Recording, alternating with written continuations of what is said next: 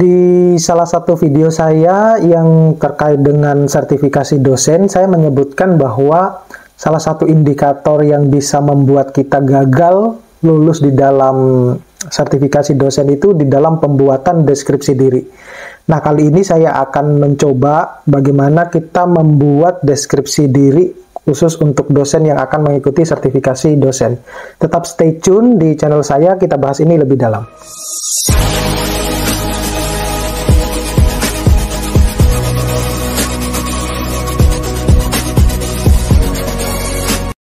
Assalamualaikum warahmatullahi wabarakatuh.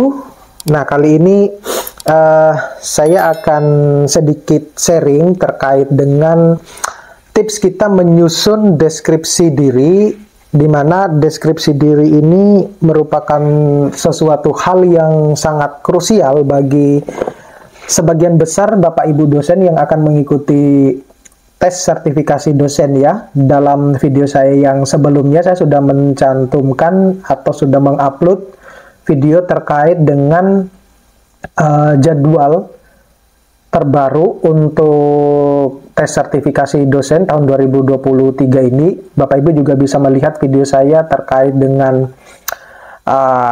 tips biar kita itu lulus sertifikasi dosen maupun syarat-syarat apa saja sih yang dibutuhkan di dalam sertifikasi dosen. Nanti juga deskripsi link videonya akan saya tampilkan di deskripsi video saya. Nah, yang perlu Bapak Ibu ketahui bahwa salah satu indikator yang kebanyakan kenapa dosen-dosen itu tidak lulus itu adalah di dalam pembuatan deskripsi dirinya. Jadi pada video kali ini mungkin akan sedikit lebih panjang, tapi saya berusaha mungkin seringkas mungkin. Nanti pada menjelang akhir video saya akan memberikan contoh ya, contoh dalam bentuk Word untuk bagaimana caranya kita menulis deskripsi diri ya, contoh deskripsi diri lah ya, tapi itu deskripsi diri yang secara singkat dulu ya. Tapi Bapak Ibu setidaknya dari itu punya gambaran, oh kalau saya membuat deskripsi diri itu seperti ini gitu ya. Nah, lalu tips apa saja yang bisa Bapak Ibu terapkan khusus bagi Bapak Ibu yang akan mengikuti sertifikasi dosen untuk dalam menyusun deskripsi diri ini? Yang pertama itu adalah sebaiknya Bapak Ibu itu harus memperbanyak ya referensi, contoh-contoh deskripsi diri dosen yang nanti bisa memperbanyak penggunaan kalimat di dalam pembuatan deskripsi diri. Ya, saya pahami bahwa deskripsi diri antara dosen yang sudah lulus beberapa tahun ataupun tahun-tahun terbaru sama yang akan diterapkan sekarang itu mungkin akan sedikit berbeda. Tetapi sebenarnya ada kunci poin utama yang dijelaskan di dalam deskripsi diri itu. Nanti saya akan bahas di akhir sesi video ya. Nah, kemudian yang kedua itu sebaiknya hanya melihat satu atau dua contoh deskripsi diri dosen ya saja. Jadi jangan memperbanyak referensi. Kalau saya dulu saya menggunakan 3 referensi deskripsi diri ya. Pembuatan deskripsi diri dari dosen-dosen senior yang sudah lulus. Meskipun pada zamannya itu berbeda dengan zaman saya.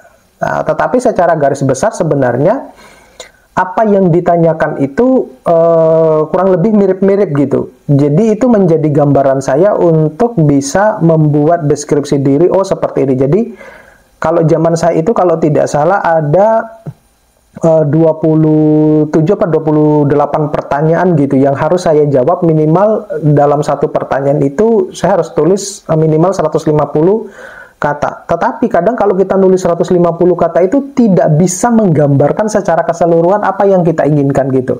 Nah, padahal di sisi yang lain, kalau kita menulis juga terlalu banyak, resiko untuk plagiarisme itu juga tinggi. Jadi oleh karena itu penting sekali Bapak Ibu ketika menulis deskripsi diri itu ya harus menggunakan bahasanya sendiri ya, kalimatnya sendiri. Ya, nanti pada akhir video ini saya akan memberikan contoh, bukan berarti kemudian nanti bisa diadop gitu ya, tetapi bagaimana caranya menggambarkan diri kita itu seperti apa itu bisa ditulis di dalam deskripsi diri. Nah, itu yang terpenting. Kenapa demikian? Karena di angkatan saya maupun di angkatan setelah saya itu banyak teman-teman dosen, ini kasus di kasus di kampus saya ya, maupun di beberapa teman di luar kampus tempat saya mengajar itu, ketika saya tanya, banyak yang kalau bukan gagal di bahasa Inggrisnya, gagalnya di deskripsi diri. Nah, di deskripsi diri ini gagalnya karena plagiatnya yang tinggi. Nah, oleh karena itu Bapak Ibu juga bisa menggunakan tools-tools untuk memparaphrasing ya. Kalau Bapak Ibu misalnya sudah buntu, artinya menggunakan ketika kita sudah menulis deskripsi diri, kemudian kita cek plagiarismenya, ternyata masih banyak plagiarismenya. Ingat ya, Bapak Ibu nggak boleh apa sih namanya kalau di plagiarism itu, untuk mengurangi plagiarismenya itu loh.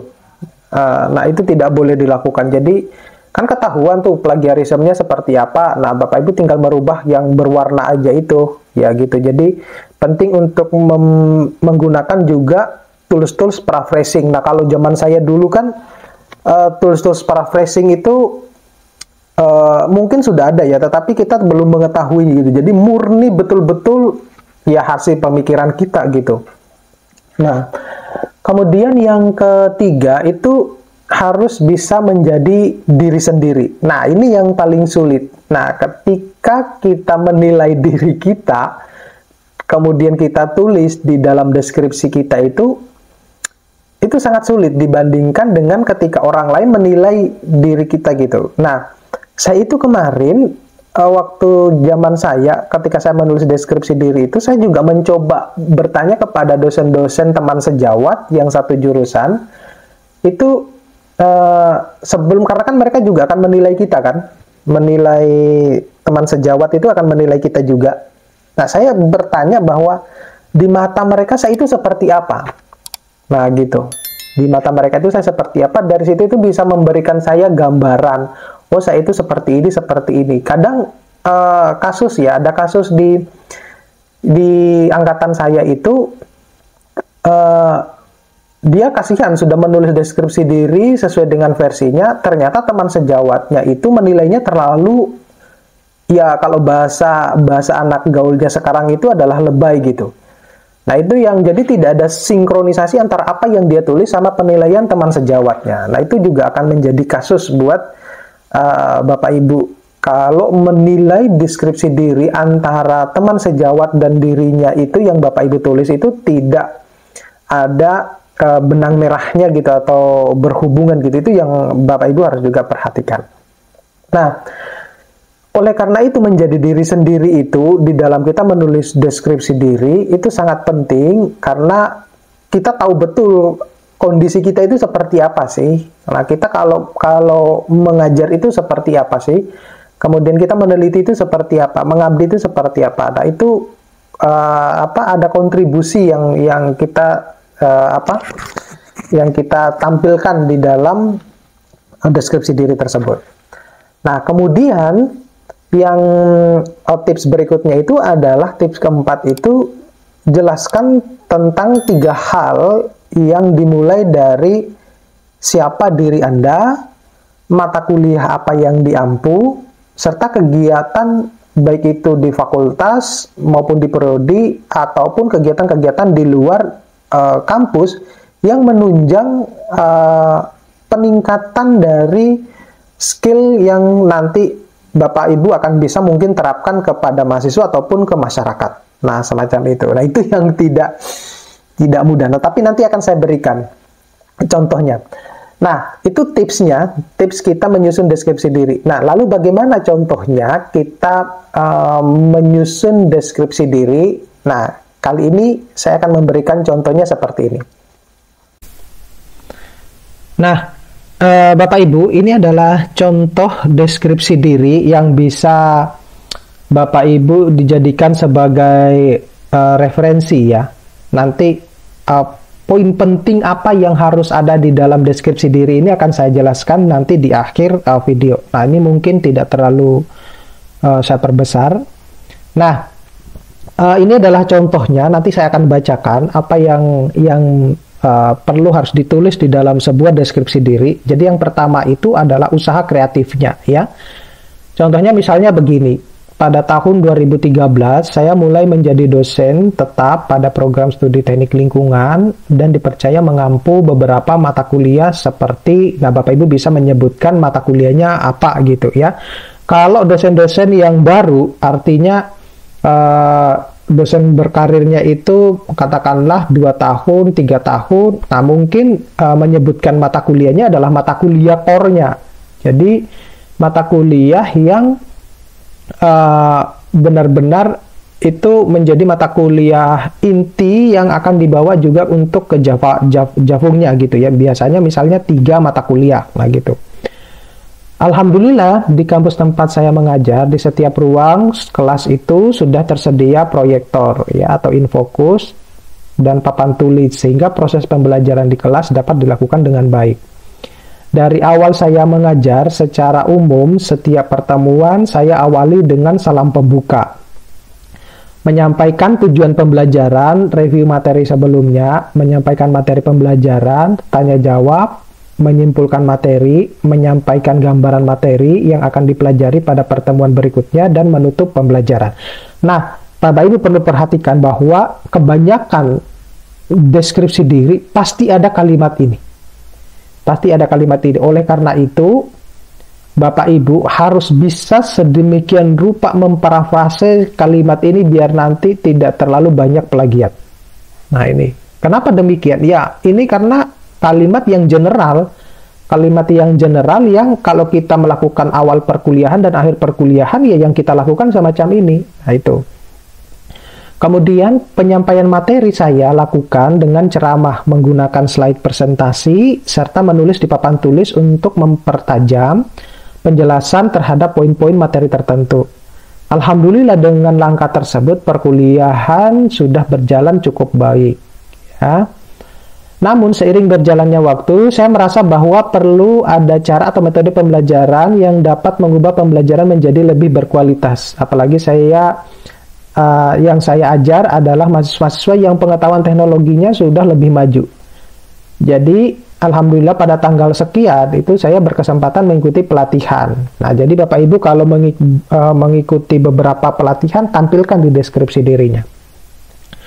Ilmu yang saya dapatkan dari pelatihan ini, saya terapkan pada pembelajaran, menerapkan metode pembelajaran dengan beragam, dan saya berusaha mengemas pembelajaran menjadi menyenangkan dan tidak monoton. Berbekal ilmu pengetahuan dan pengalaman sebagai seorang praktisi, saya memiliki beberapa portofolio produk yang dapat dikembangkan ke depannya dan berkontribusi terhadap perkembangan keilmuan khususnya dalam bidang ilmu yang saya tekuni. Produk ini selalu saya sampaikan di awal perkuliahan untuk memberikan contoh kepada mahasiswa bahwa aplikasi yang dibuat adalah hasil dari pembelajaran mata kuliah, khususnya mata kuliah. Sebutkan mata kuliah yang lebih spesifik dari mata kuliah yang sudah dipilih tadi. Kemudian dampak perubahannya. Nah, dampak perubahan ini ketika saudara melakukan pengajaran itu ataupun melakukan penelitian pengabdian itu seperti apa dampak perubahannya? Anda Bapak Ibu bisa cerita di sini. Dengan menerapkan metode pembelajaran yang beragam dan mengemas dalam pembelajaran yang menyenangkan, berdampak baik pada saya dan mahasiswa, yaitu perkuliahan yang lebih menyenangkan dan mahasiswa tidak terlihat bosan dengan materi yang disampaikan. Memberikan beberapa contoh produk berupa aplikasi yang dihasilkan dari mata kuliah, ya, base case study, ya, atau yang lainnya, Bapak Ibu bisa cerita di sini sesuaikan dengan jurusan Bapak Ibu, ya.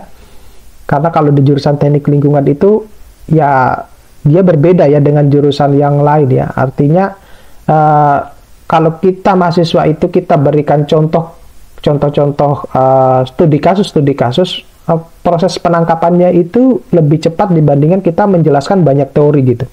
Nah itu contohnya, dan berorientasi pada kejadian-kejadian yang lagi happening ya. Maka mahasiswa semakin antusias dalam mengikuti perkuliahan. Nah, Kalau yang lagi happening itu banyak ya. Kalau misalnya contohnya kalau di bidang hukum itu, nah inilah yang lagi kasus-kasus sekarang ini ya, itu bisa diangkat di situ. Nah, selain itu, rasa ingin tahu mahasiswa semakin meningkat, sehingga mahasiswa mulai aktif bertanya dalam proses perkuliahan dan diskusi. Dari penggunaan e-learning dan blog yang berisi materi-materi kuliah yang bisa diakses kapanpun oleh mahasiswa. Nah, mungkin Bapak Ibu bertanya, kenapa kok ini saya merahin ya? Nah, ini sebagai ini saja ya, untuk me-emphasize para asesor yang nanti akan menilai kita itu, berarti bukan berarti harus dimerahin juga ya, enggak. Tetapi kenapa kok di sini saya tulis e-learning dan blog, bahkan ada YouTube ya, itu bisa menjadi nilai plus buat Bapak Ibu. Kalau Bapak Ibu itu, jadi asesor itu akan menilai kita bahwa, oh dosen yang bersangkutan ini pemahaman terhadap IT-nya maupun kesiapan terhadap pembelajaran ke depan itu dia lebih siap gitu. Jadi punya blog, kalau e-learning itu kan sudah pasti masing-masing kampus punya ya. Tapi kalau punya blog, punya YouTube itu akan menjadi nilai plus tersendiri. Itu versi yang saya lakukan gitu ya. Versi yang saya lakukan. Nah, Bapak Ibu kalau misalnya saya nggak punya YouTube, saya nggak punya blog, ya tampilkan sesuatu yang bisa membuat itu menjadi nilai plus tersendiri buat Bapak Ibu ya. Nah, itu yang ini yang nanti akan saya sedikit bahas di akhir video. Mahasiswa terlihat lebih siap ketika pertemuan tatap muka di kelas, mampu menjawab pertanyaan yang saya berikan di kelas, mampu memberikan penjelasan dengan baik, lebih baik saat diskusi, karena sebelumnya mereka sudah mendapatkan materi dan mempelajarinya di e-learning dan blog pribadi saya. Penugasan yang diberikan di e-learning juga berdampak baik bagi kualitas pembelajaran. Mahasiswa lebih tepat waktu dalam mengumpulkan tugas, karena di e-learning dapat dilakukan pembatasan waktu pengumpulan tugas. Dampak positif penetapan e-learning juga terasa bagi saya sebagai seorang dosen. Yaitu saya dapat share materi secara langsung ke semua peserta kelas, memberikan penilaian langsung yang pada e-learning. Materi yang saya publish pada blog pribadi dan YouTube berdampak baik pada mahasiswa, karena juga menambah wawasan bagi mahasiswa tentang materi perkuliahan tertentu. Mereka mendapatkan contoh-contoh kasus baru yang berkaitan dengan perkuliahan di laman blog maupun channel YouTube saya, sehingga apa saja bagikan di berbagai media online menjadi media pendukung mereka dalam belajar dan memperdalam materi perkuliahan. Nah, ini kenapa kok ditekankan? Karena mungkin mahasiswa itu tidak bisa mentreat mahasiswa itu tidak bisa disamaratakan. Nah, artinya case per case gitu ya, case per case, di mana ada mahasiswa yang ngeh atau mengerti ketika dijelaskan depan kelas, ada yang lebih mengerti ketika mereka melihat video-video pembelajaran. Nah, itu jadi kita bisa tahu juga harus bisa pandai-pandai membaca situasi di dalam kelas. Nah, contoh nyata kedisiplinan ini secara masuk ke bagian disiplin ya. Contoh nyata kedisiplinan saya ditunjukkan dalam pelaksanaan pembelajaran. Ya. Kalau zaman saya itu banyak sekali, di sini itu tinggal beberapa poin saja. Jadi menurut saya kalau menghilangkan plagiat itu jauh lebih untuk menghindari terjadinya plagiat itu jauh lebih gampang dibandingkan dengan yang zaman saya gitu. Nah, apa saja di dalam kedisiplinan ini? Saya berusaha menjalankan perkuliahan atau pembelajaran sesuai dengan kalender akademik, melaksanakan perkuliahan tatap muka sesuai dengan aturan akademik, yaitu 14 kali tatap muka di luar UTS dan UAS. Namun tidak bisa dipungkiri kadang-kadang tatap muka tidak sampai 14 kali, namun saya tetap berusaha minimal 12 kali tatap muka. Nah, kenapa begini? Jadi berusahalah Bapak Ibu sejujur-jujur mungkin ya. Kalau misalnya tidak bisa 12 kali itu kendalanya kenapa gitu ya, tetapi diusahakan. Kalau tidak salah ya, aturan yang berlaku itu adalah minimal 12 kali.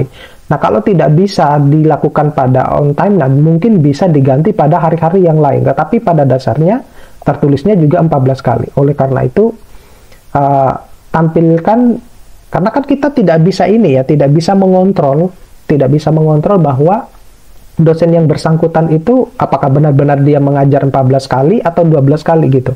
Tetapi sebisa mungkin Bapak Ibu harus jujur di sini. Ya.